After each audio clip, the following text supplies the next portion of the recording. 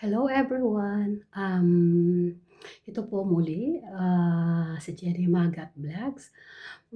Pakikita ko lang po sa inyo ang aking trabaho dito sa Paris bilang OFW po, na ang pagtatrabaho po dito sa Paris ay hindi po easy at kaya nga po doon sa mga may mga parents na OFW saan man sila naroroon, sa Paris man o sa ibang bansa.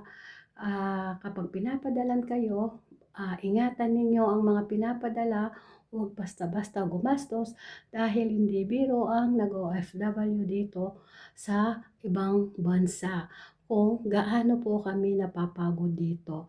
So ito po, pakikita ko po ngayon ang aking mga plantsahin na napakarami. Sa totoo lang po, kaninang maaga pa po ako nagtrabaho, kasi po trabaho ko po dito ay caregiver tsaka cleaning. Cleaning po, yung nagpa-part-time po ako naglilinis ng bahay. Kanina pong maaga nagpakain na po ako ng matanda. Ngayon po pumunta na po ako sa isang part-time ko na 4 hours po na maglilinis po ng bahay at magpaplantsa. Kapag po part-time ka dito sa Paris, kailangan po mabilis ka pong magtrabaho. Kagaya po dito sa trabaho ko, 4 hours, may linis siya, malaki po yung bahay.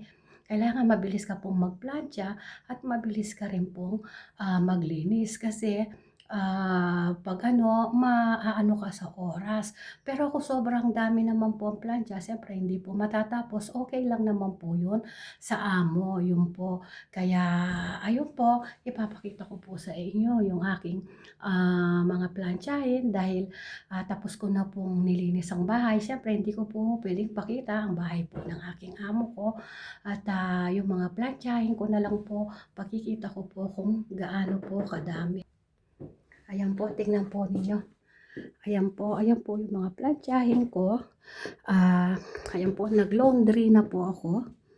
Ah, yung mga plantsahin ko po na yun, marami na po akong natapos doon.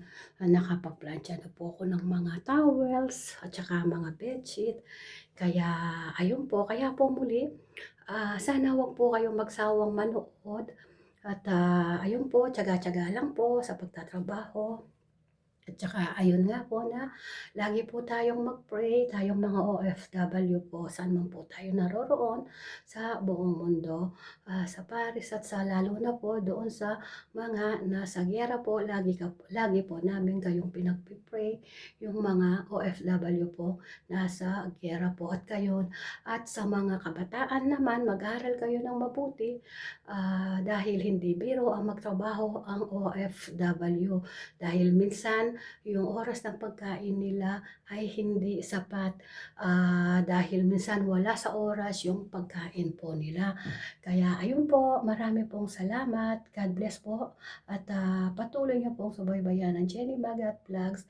Please po share and subscribe and like and comment po. God bless po. Bye-bye po sa muli.